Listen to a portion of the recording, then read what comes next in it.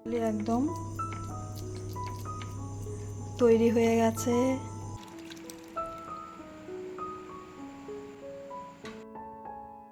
Good evening সবাইকে। আজকে সন্ধেবেলা চলে এসেছি তোমাদের সাথে। সেই যে কালকে বলেছিলাম, গতকাল ছানা কেটে রেখেছি, মানে ছানা তৈরি করে রেখেছিলাম, সেটা দিয়ে তোমাদের আম দিয়ে আমি কালাকাঁদ বানিয়ে দেখাবো। তো চলো আজকে কালাকাঁদটা বানাচ্ছি। হ্যাঁ, সন্ধেবেলা বানাচ্ছি, কারণ দিনের বেলা বানানোর কথা ছিল।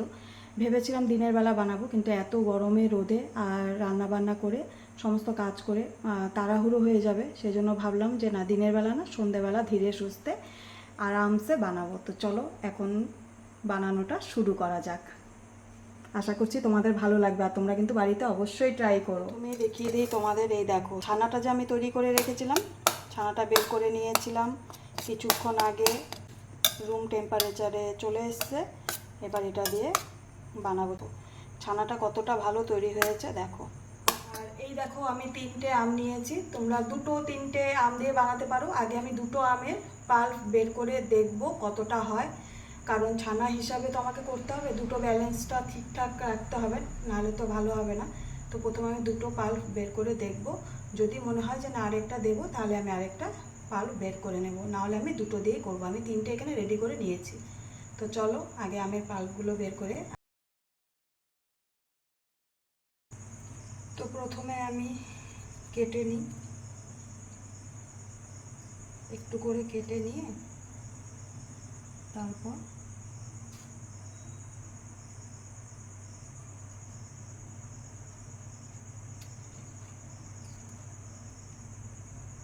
এই দেখো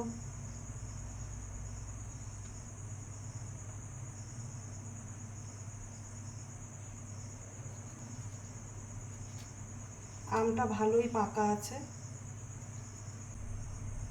এই দেখো এইভাবে কেটে নিলাম। এবার আমি চামচ দিয়ে তুলে নেব।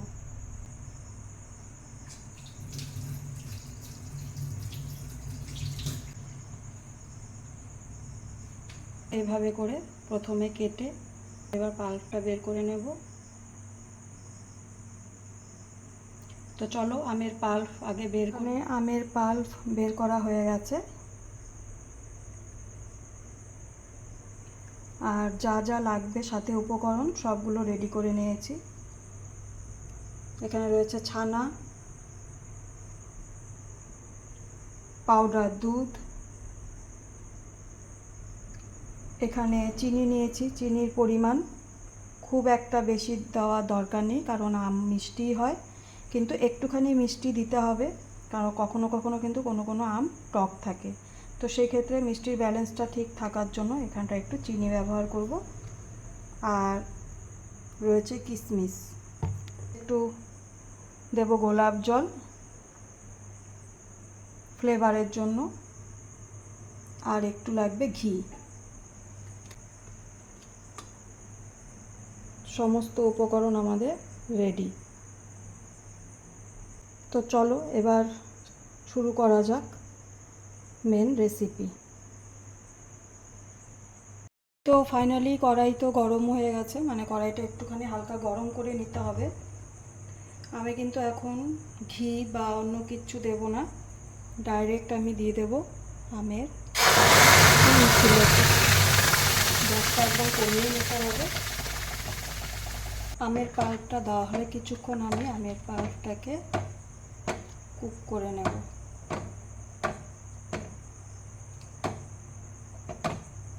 আমের ভেতরে যে হালকা একটুখানি যে রসটা থাকে সেটা টেনে যাবে।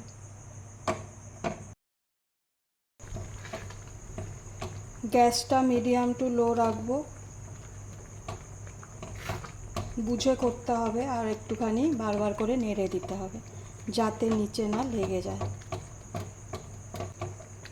এভাবে একবার করে দেখো, অসাধারণ লাগে খেতে।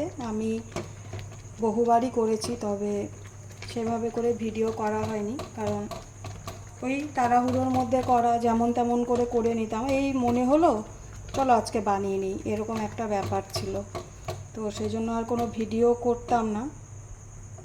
আজকে ভাবলাম একটু তোমাদের সাথে শেয়ার করি।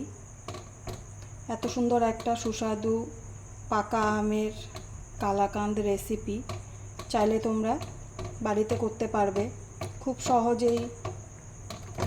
করে নেওয়া যায়। এটা একটু হতে থাকুক, একটু শুকিয়ে আসুক, তারপর আবার দেখাচ্ছি। এবার আমি এর মধ্যে দিয়ে দেব চিনি। প্রথমেই চিনিটা দিচ্ছি কারণ চিনি থেকেও কিন্তু হালকা একটু গলে গেলে পরে একটু জল জল হবে, তো সেটাও একবারেই টেনে যাবে। আর যেহেতু আমি চিনি পাউডার ব্যবহার করছি না, সেক্ষেত্রে এই সময়টা চিনিটা দিলে চিনিটা ভালো গলে যাবে। এখানে চিনি পাউডারও ব্যবহার করা যায়, কিন্তু আমি আর পাউডার করিনি কারণ যেহেতু আমি এটা করতে একটুখানি সময় নিয়ে করছি, সেই জন্য চিনিটা পাউডার করিনি। এর সাথেই চিনিটা গলেও যাবে, এখনও অনেক কিছু দেওয়ার বাকি আছে। যতক্ষণে হবে ততক্ষণে চিনিটাও গলে যাবে। এবার আরেকটু ভালো করে নেড়ে নেব। দেখো এতটা পরিমাণ ছিল আমের পাল্পটা, তারপর আস্তে আস্তে কমে এসছে। এবার এই পর্যায়ে চিনিও দেওয়া হয়ে গেছে, আমি ছানাটা দিয়ে দেব।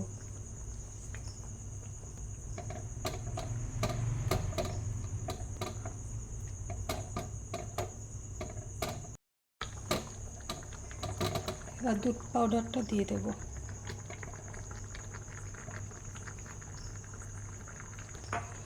আচ্ছা, এখানে দুধ পাউডারটা জলে গুলে দেওয়া যাবে না, কারণ এই যে একটা দানা দানা হবে না পাউডার দুধের ছানার, এটা খেতে একটা আলাদাই টেস্ট হয়। আর জলে গুলে দিলে সেটা লিকুইড হয়ে যাচ্ছে, সেটা ভালো লাগবে না অতটা খেতে। আর এইভাবে দেখবে বানানোর পর দারুণ লাগবে খেতে। আর এই যে বড় বড় যে দানাগুলো, এগুলো একটুখানি শুধু খুন্তি দিয়ে এইভাবে একটু মিশিয়ে নেব। দেখো অনেকটাই শুকিয়ে এসছে, অনেকটাই ঠিক হয়েছে, ঘন হয়েছে। আর একটু টানিয়ে নেব। কেন বলো তো? কারণ এটা তো নামিয়ে প্রথমে যে তোমার মোল্ডে রাখবো, সেটা ঠান্ডা হওয়ার পর খানিকক্ষণ ফ্রিজে রাখতে হবে যাতে খুব ভালো করে জমে যায়। তো ফ্রিজ থেকে বের করার পর কিন্তু আবার আমের রসটা বা জল কাটতে থাকবে, মানে সেটা ছাড়তে থাকবে, জলটা বেরোতে থাকবে। তো সেটা যাতে না হয়, প্রথমেই একটু কষ্ট করে আর একটু টানিয়ে নিই। আর একটু টানিয়ে নিলে খেতেও ভালো লাগবে। একেবারে ছানা আর হচ্ছে তোমার আমের যে পাল্প, সেটা একদম দেখো যতটা বরাবর হয়েছে সমান সমান, আর একটু ভালো হবে। আর এই যে আমের কালাকাঁদ, এতে কিন্তু কখনোই এলাচ গুঁড়ো বা কোনো রকম এলাচ দিতে যেও না, তাহলে কি হবে বলো তো? ফ্লেভারটা একেবারেই আলাদা হয়ে যাবে, মিষ্টির ফ্লেভার তাহলে নষ্ট হয়ে যাবে। এক্ষেত্রে গোলাপ জল দিয়ে দেবে। আর কেউ যদি গোলাপ জল মিষ্টিতে পছন্দ না করো, মানে গোলাপ জল দেওয়া মিষ্টি অনেকেই পছন্দ করে না, সেক্ষেত্রে স্কিপ করতে পারো, এমনি করে নিতে পারো। গোলাপ জলটা দেওয়াটা হলো পাকা আমের যে একটা গন্ধ আছে আর কি, সেটা তাহলে বোঝা যাবে না। দেখো যত ঘন হচ্ছে তত কিন্তু টেস্ট হবে। আর একটু জলটাকে টানিয়ে নিই, আমের রসটাকে আর একটু টানিয়ে নেব।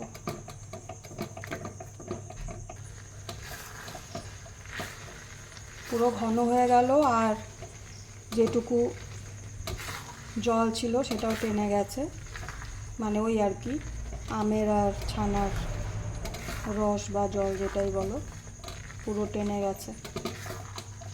দেখো এরকম যদি ঘনত্ব না হয় তাহলে কিন্তু কালাকাঁদের যে আকারটা সেটাও কিন্তু হবে না পারফেক্ট। তাই জন্য একটু ধৈর্য ধরে এভাবে করে নিতে হবে। প্রায় 1 কড়াই ছিল, এতটা পরিমাণ ছিল, সেটা কমতে কমতে কতটা হয়েছে। 1 চামচ ঘি দিয়ে গ্যাসটা নিভিয়ে দিলাম।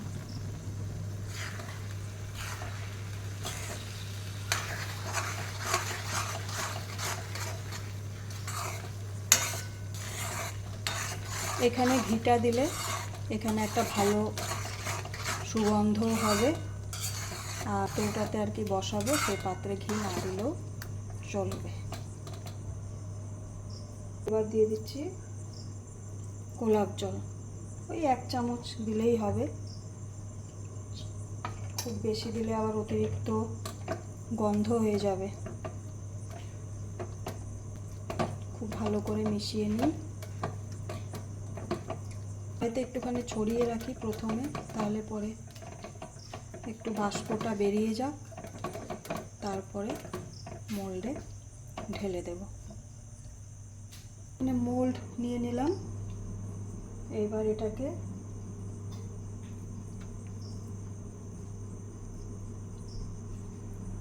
আগে ঢেলে নিই, তারপর শেপ দিয়ে দেবো।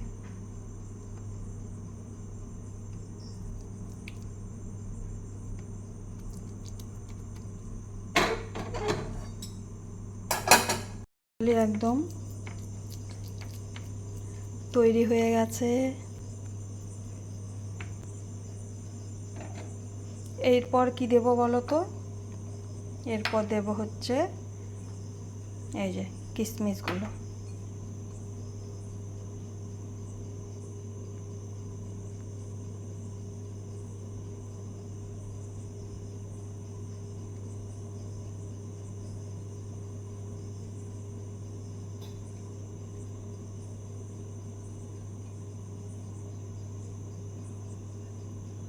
প্রথমে আমি এভাবে দিয়ে নিই, তারপর একটু চেপে চেপে বসিয়ে দেব।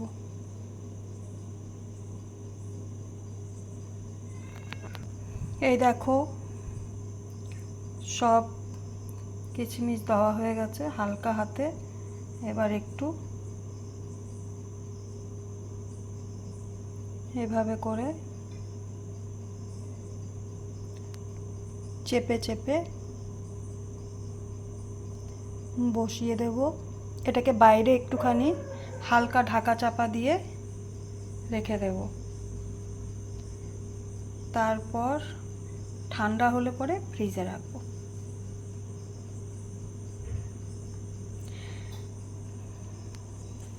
দেখো তো কেমন হয়েছে ফাইনালি পাকা আমের কালাকাঁদ। তোমাদের কেমন লাগলো অবশ্যই জানিও। আর তোমরা কিন্তু বাড়িতে অবশ্যই ট্রাই করে দেখো। সত্যি অমৃত একটা মিষ্টির রেসিপি আজকে তোমাদের সাথে আমি শেয়ার করলাম। আশা করলাম তোমাদের ভালো লাগলো দেখে। আমি ওদিকে বানাচ্ছিলাম পাকা আমের কালাকাঁদ, আর বিকি অফিস থেকে এসে এখানে আমি দুপুরবেলা পমফ্রেট মাছ রান্না করেছিলাম, 4 পিস রেখে দিয়েছিলাম। ওকে বলেছিলাম আজকে বিকেলে একটুখানি এয়ার ফ্রায়ারে ফ্রাই করতে বা তন্দুরি বানাতে, তাই বিকি এখন বানালো পমফ্রেট ফ্রাই বা তন্দুরি যেটাই বলো। এখনই খুলে দেবে পমফ্রেটের তন্দুরি।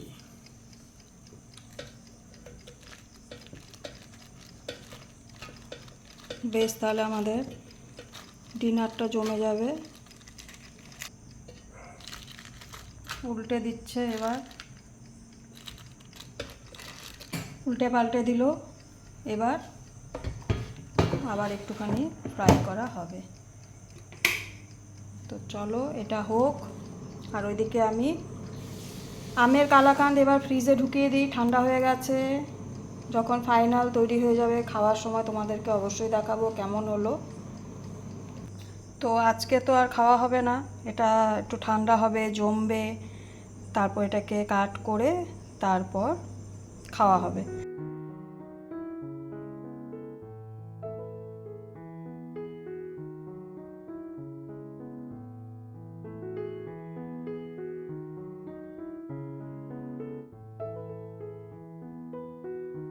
তো আজকের ব্লগটা এখানেই শেষ করলাম।